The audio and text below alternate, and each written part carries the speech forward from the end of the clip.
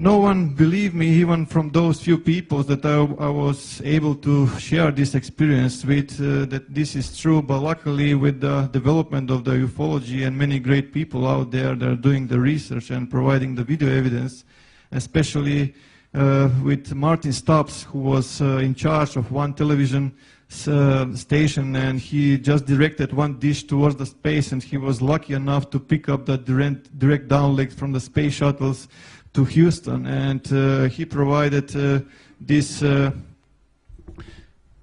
So as you can see, this is on infrared. That is why his black and white is from STS-63, and they are trying to locate the Mir space station. They cannot locate the Mir space station because more than 100 objects are appearing and disappearing from the radar. Those are the same type of craft that I observed on the asteroid belt between Mars and Jupiter. And those are those balls of light that I was observing in those times, as you can see clearly, creating intelligent formation. So you can see we are never alone, and the evidence is all there, and they are keeping this secret, which is not the right way to do.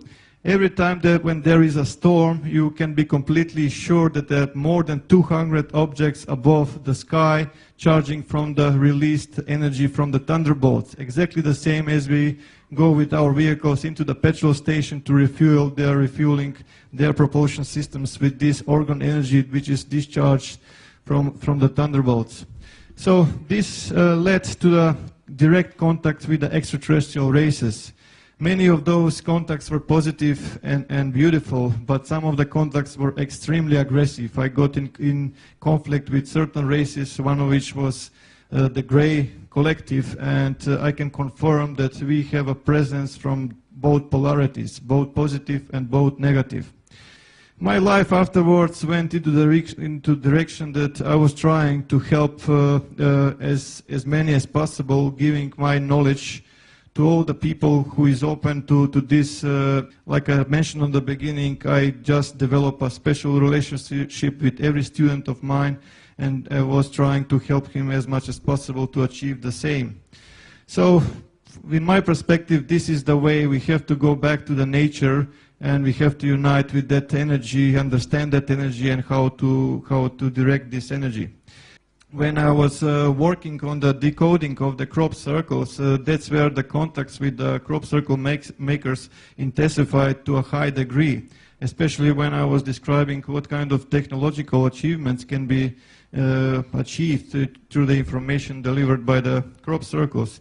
So as you can see here, those balls of light are everywhere, and from the Sri Yantra there is a huge ball of light everywhere. Every time when I was actually working on this, for example, this is one group that I worked in Melbourne. As you can see, those orbs are everywhere. Please pay attention to this region here. You will see one of those balls of light penetrating. It's completely intelligent, as you can see, and they're following me all the time, and the progression that is made. Which takes us to a logical question: who makes the genuine crop circles and why? To the best of my knowledge, at least few extraterrestrial races are making these genuine crop circles, and they have different approach, but mainly the approach is that to inform us, because our governments are deceiving us. They are not providing us the real situation of the planet, the real situation in the Milky Way galaxy, and especially the real situation, what we really are and what our potentials are. So, to the best of my knowledge, as you can see, more than 20,000 crop circles are delivered, and usually the question that comes to me is where they're coming from. They're coming from many dimensions, and they live on many places, even in physical dimension, even in other dimension, but as you can see, they're using this like a portals. As you can see how they're actually penetrating our dimension, influencing with the microwave energy or electromagnetic energy, if you will.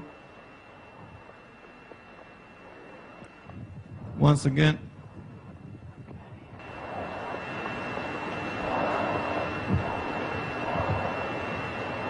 Okay. So, like I mentioned, to the best of my knowledge, more than 20,000 diagrams are delivered in the past few decades worldwide. The military is highly interested into these messages that are arriving, and every time there is a bolt of light or craft above the fields, the military is picking up on the radar. Immediately there is an order for the fighter jets or the helicopters to intercept those bolts of light and to avoid eventual delivery of information, which is very vital for humanity. Usually people come to me and they say, look, are you aware that the government has lasers and HARP and everything, all technology that can create a crop circle just in a second directly from the satellite? And I will just say this, if that's the case, if those bolts of light are governmental properties, then how come they are spending money for the fuel, just putting and giving order for those helicopters to chase their own property? It does not make sense. It became obvious, at least to me, analyzing few hundreds of diagrams, that there was an open communications from the genuine crop circles and then from the man-made ones, because it's obvious that the shadow government wanted to establish this kind of communication, exchanging of information regarding technology and many other stuff. But the NTIs didn't want to play their game because they understand that they are very deceivers, how should I say, and that is why they started to put those obelisks. Those obelisks, there are receivers. As soon as certain frequency appears around the fields, which actually, as I mentioned a while ago, these objects are penetrating our dimension, this frequency appears, and that's where they actually are getting there.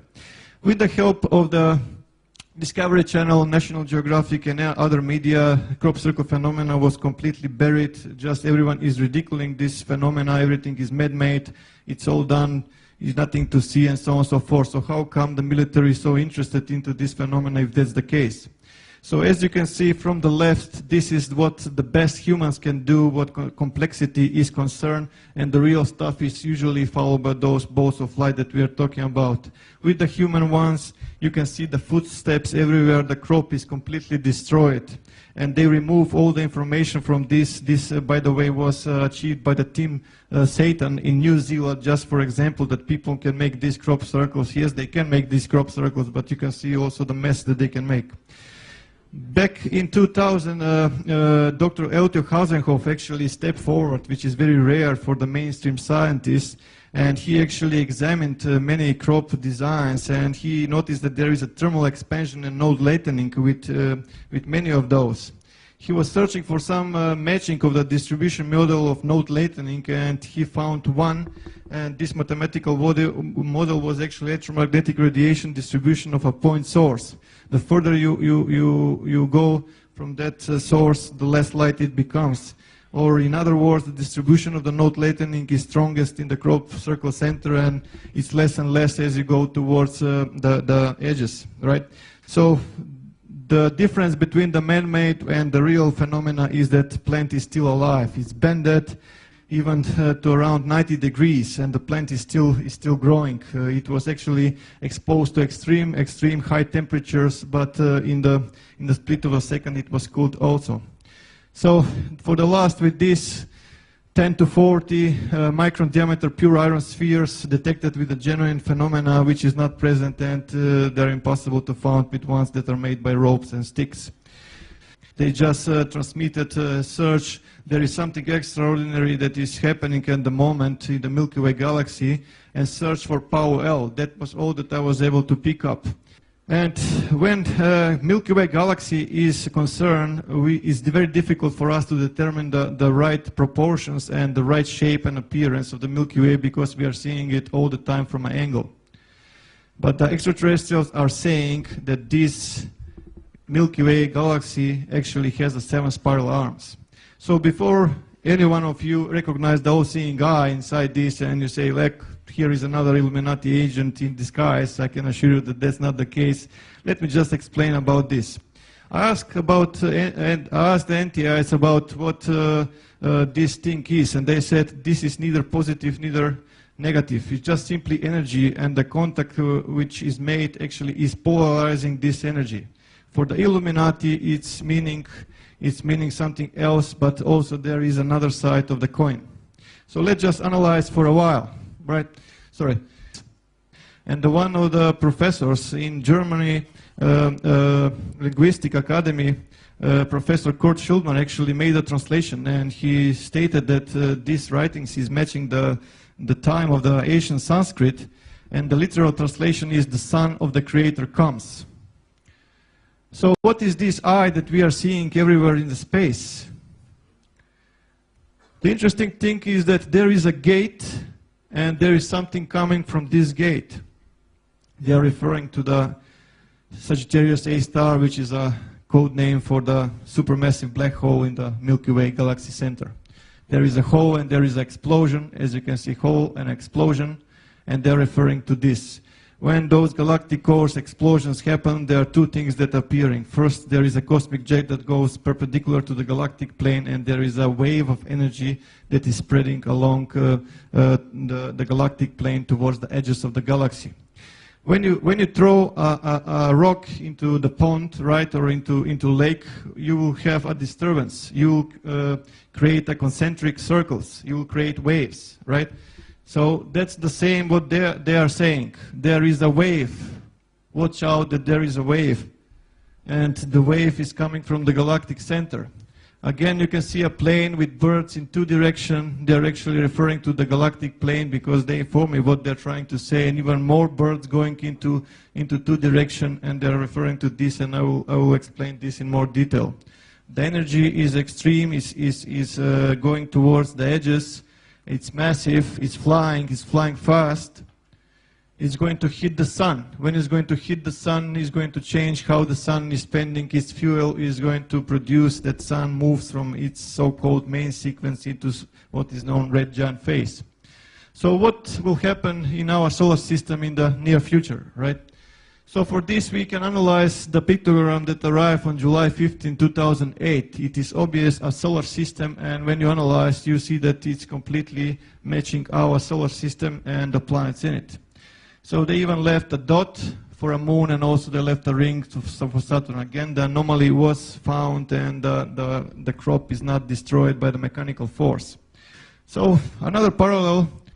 So it's not the first time that those amazing blue displays are observed from International Space Station. So someone is referring us very strongly that we pay attention to a certain time frame, to a point in time, which is 23rd of December 2012.